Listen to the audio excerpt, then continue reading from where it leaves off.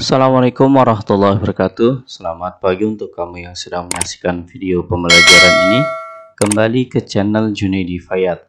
Kali ini kita akan membahas sebuah materi, di mana materi ini adalah bab ke-8 dengan muatan pelajaran PLBJ. Adapun materi yang akan kita bahas adalah permainan ular kelabang, dan materi ini diperuntukkan untuk kamu kelas 3 SD.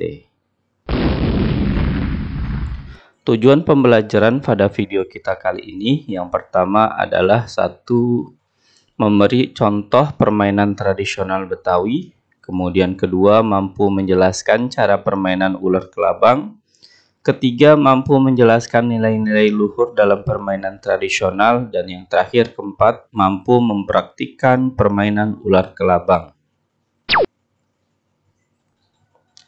Di sini kita lihat ya bersama ada sekelompok anak yang ingin bermain ular kelabang.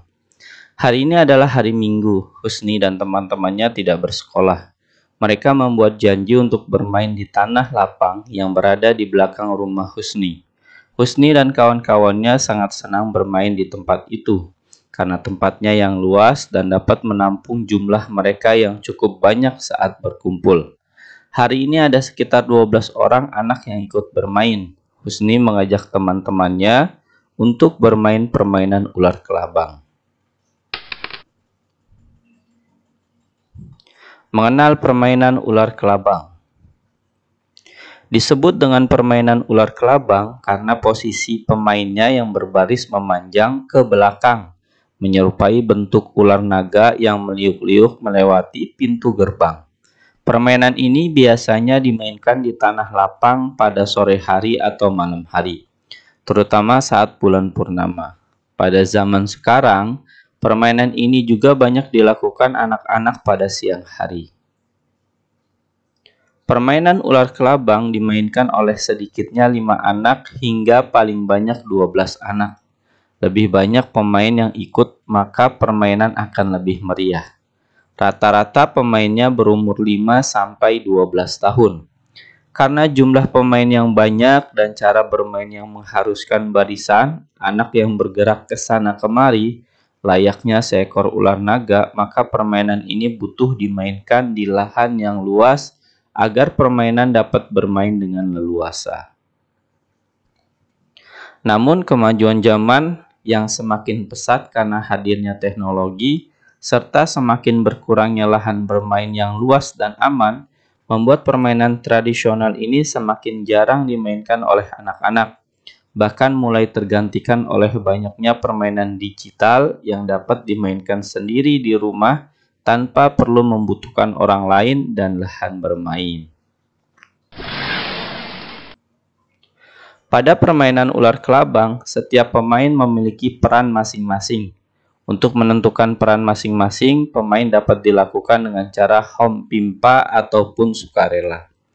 2 orang pemain berperan sebagai penjaga pintu gerbang.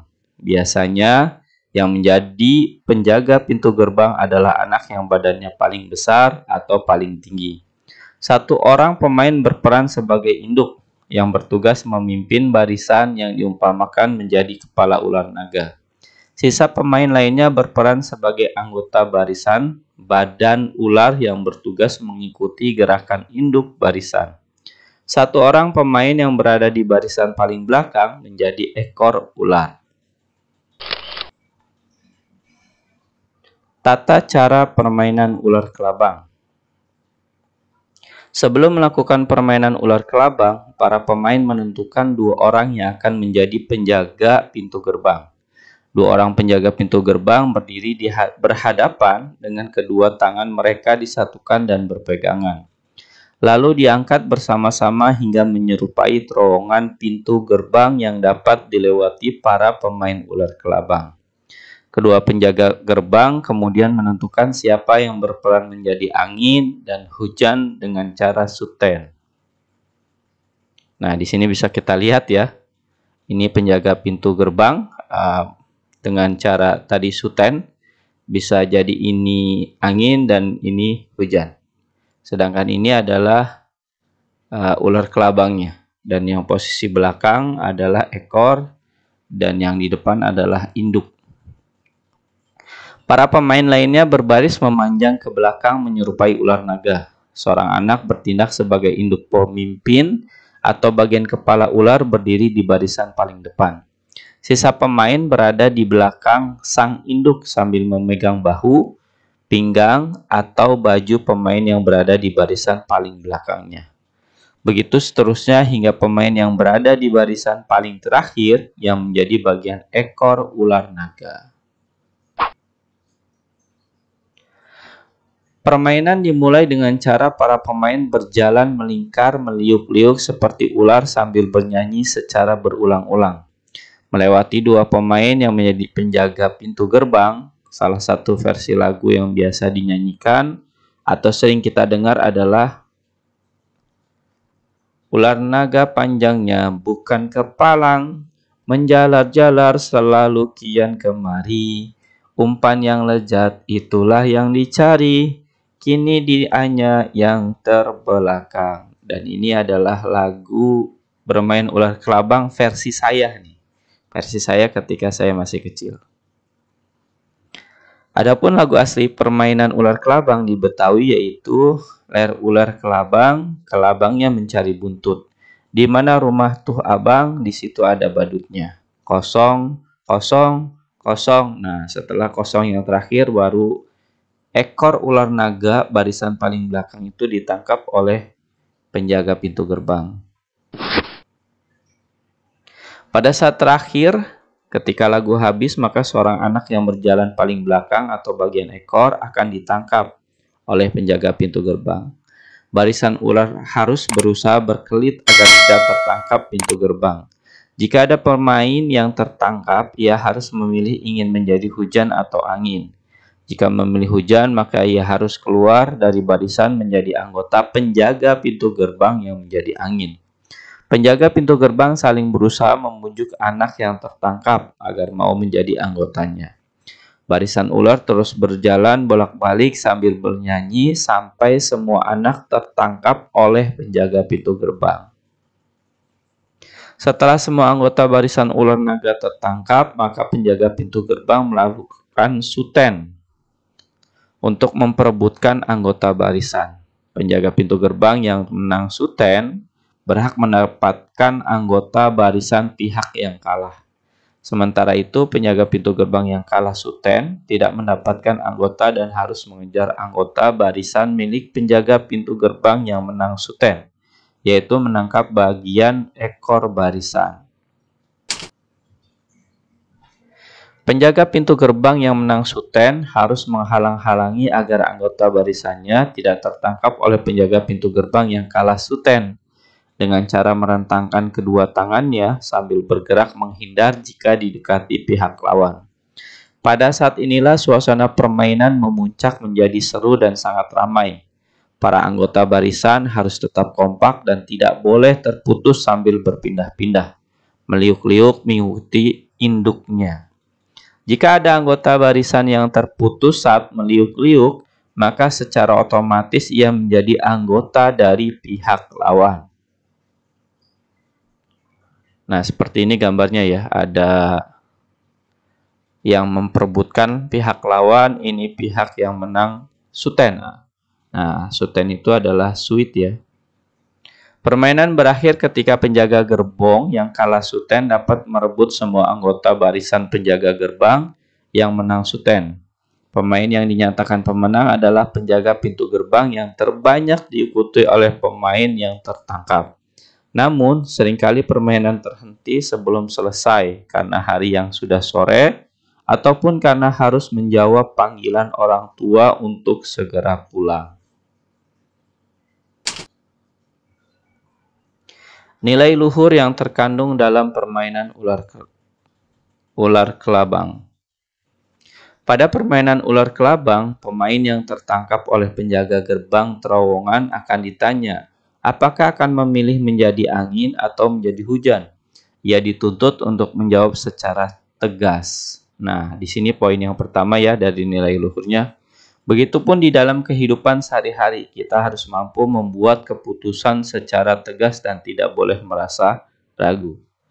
Ini poin yang pertama dari nilai luhur permainan ular kelabang. Setelah semua anggota barisan tertangkap oleh penjaga pintu gerbang, sang penjaga saling melakukan suten untuk memperebutkan anggota barisan.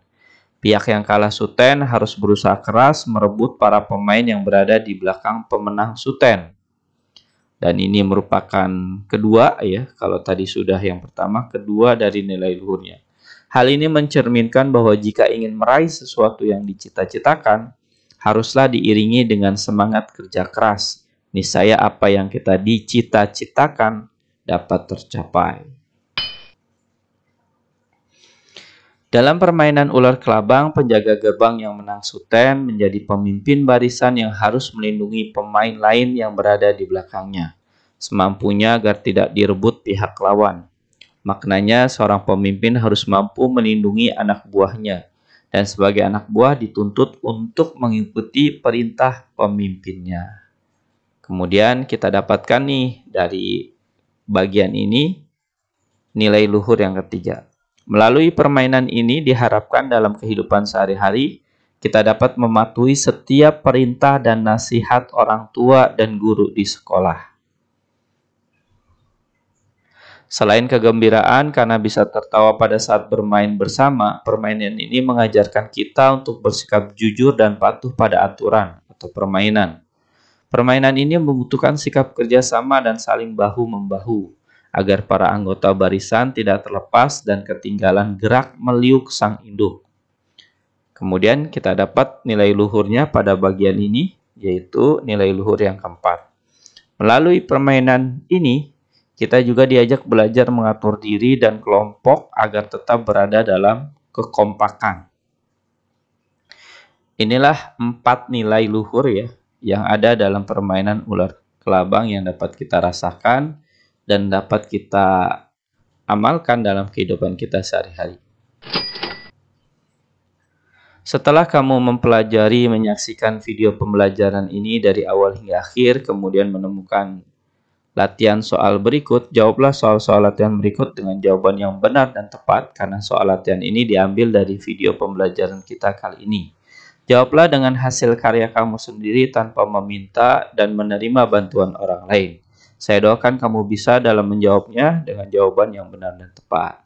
Jika kamu kesulitan dalam menjawab soal latihan ini, silakan kamu mengulang kembali video pembelajaran ini dari awal hingga akhir. Mudah-mudahan dengan cara tersebut kamu dapat menemukan jawaban yang sedang kamu cari. Selamat mengerjakan, selamat menjawab. Mudah-mudahan jawaban kamu benar semua. Demikianlah pembahasan kita pada video kali ini. Mudah-mudahan dengan kamu menyaksikan video ini, kamu dapat menambah wawasan dan ilmu pengetahuan kamu. Sekian dari saya. Terima kasih telah menyaksikan video ini. Wassalamualaikum warahmatullahi wabarakatuh.